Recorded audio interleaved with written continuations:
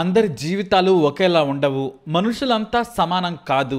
డబ్బులు లేకుంటే ఎవరు పట్టించుకోరు. చివరకు దేవుడైనా సరే నీ డబ్బులు నువ్వే సంపాదించుకో. పుట్టించడం వరకే బాధ్యత నాది. పుట్టుక తర్వాత బ్రతుకంతా నీదే. గొప్పగా బ్రతికితే గొప్పగా నీ మరణం ఉంటుంది. దుర్బలంగా బ్రతికితే అంతే దుర్బలంగా చస్తావని దేవుడే చెబుతున్నాడు. కానీ ఎవరు వినరు. అలాంటి మాటలను మళ్లీ గుర్తు చేసింది ఓ చిన్నారి మరణం.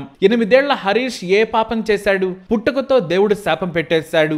అవయవ లోపంతో పుట్టాడు. మానసిక వైకల్యంతో పుట్టాడు. అదే అతడికి పాపమైంది. తల్లిదండ్రులకు కూడా భారంగా తయారయ్యాడు. చివరికి అతని మరణం కూడా అంతే పేదరికంతో వెక్కిరించింది. మహబూబ్ నగర్ జిల్లా ప్రేమ్ నగర్ లో బాలరాజ్ పత్తి మిల్లులో పనిచేస్తూ ఉండేవాడు. ఇతనికి 2 కొడుకులు. పెద్ద కొడుకు హరీష్ పుట్టుకతోనే మానసిక వైకల్యం, అంగవైకల్యంతో పుట్టాడు. చిన్న కొడుకు ఆరోగ్యంగానే ఉన్నాడు. అయితే పత్తి మిల్లులో పనిచేసే వరకు వారి పరిస్థితి బాగానే ఉంది. కానీ ఆ మిల్లు మూతపడింది.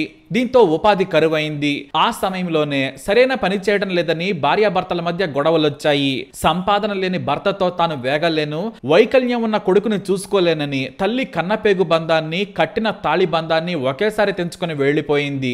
వెళుతూ వెళుతూ బాగున్న చిన్న కొడుకును మాత్రమే తీసుకెళ్లింది. అయితే వైకల్యం ఉన్నా కూడా కొడుకును బాగానే చూసుకునేవాడు హరీష్. స్థానికంగా ఓ హోటల్లో పనిచేస్తున్నాడు. అయితే కొద్ది రోజుల క్రితం చిన్నారి హరీష్ అస్వస్థతకు గురయ్యాడు. వైద్యం చేయించుకునేందుకు చేతుల్లో డబ్బులు లేవు. పనికి వెళితే కానీ డబ్బులు రావు. మరి హరీష్ తండ్రికి కష్టం ఎందుకు అనుకున్నాడో, నా కష్టం నాన్నకెందుకు ఇవ్వాలనుకున్నాడో ఏమో హఠాత్తుగా మరణించాడు. 4 రోజులుగా ఏమీ తినలేదు హరీష్. నాన్నే నీళ్లు తాగించేవాడు. ఎప్పుడు తినాలో కూడా ఆకలి తెలియని చిన్నారి హరీష్ అలా తినకుండానే చనిపోయాడు. కొడుకు మరణాన్ని తట్టుకోలేక రోధించాడు బాలరాజ్. నిన్ను చూసుకోవాల్సిన అమ్మ వెళ్లిపోయింది. నిన్ను నేను చూసుకుంటున్నాను, కానీ నువ్వు కూడా వెళ్లిపోయావు. నాకు తోడెవరంటూ రోధించాడు. అయితే ఇక్కడ కూడా పేదరికం వెక్కిరించింది.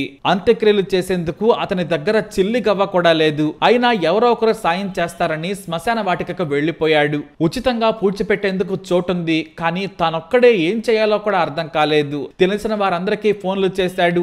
ఎవ్వరూ రాలేదు. శ్మశాన వాటికలోనే 5 గంటల పాటు ఎదురు చూశాడు. అందరూ చూస్తూనే ఉన్నారు, కానీ ఎవరో సాయం చేస్తామనలేదు. 5 గంటల పాటు రోధించాడు. ఇంతలో ఓ వ్యక్తి బాలరాజ్ కన్నీటిని అర్థం చేసుకుని విఆర్ స్వచ్ఛంద సంస్థ ప్రతినిధులకు సమాచారం ఇచ్చాడు. ఆ సంస్థ ప్రతినిధి ప్రవీణ్ రాత్రి 7 గంటల సమయంలో అక్కడికి చేరుకున్నాడు. బాధపడొద్దని కన్నీరు తుడిచి ధైర్యం చెప్పాడు. చిన్నారిని తన చేతుల్లోకి తీసుకుని ఓదార్చాడు. ప్రొక్లైన్ తో గొంత తీయించి ఖననం చేశారు. ఏం జరిగిందని అడగగా కొడుకు అనారోగ్యంతో ఉండడంతో పనికి వెళ్లలేదు. 4 రోజుల నుంచి అన్నం తినలేదు. నా కొడుకు ఆకలితో పాటు అనారోగ్యంతో చనిపోయాడని కన్నీటి పర్యంతమయ్యాడు ఆ తండ్రి. నాకు కూడా కామెర్లు వచ్చాయని, ఆరోగ్యం బాగాలేదని ఏడుస్తూ చెప్పాడు బాలరాజ్. అయితే ఈ రోజుల్లో ఇంతటి కటిక పేదరికంలో ఎవరున్నారు? బాలరాజ్ కటిక పేదరికానికి కారణం అనారోగ్యం. తాను ఏవైనా జబ్బులతో ఇబ్బంది పడుతున్నాడా అనేది తెలియాల్సి ఉందని చెబుతున్నారు స్థానికులు. ఏదేమైనా ఈ లోకంలో దురదృష్టవంతుడు ఆ చిన్నారి. 8 ఏళ్లకే 100 ఏళ్ల కష్టం చూశాడు. తల్లి ప్రేమ దొరకలేదు.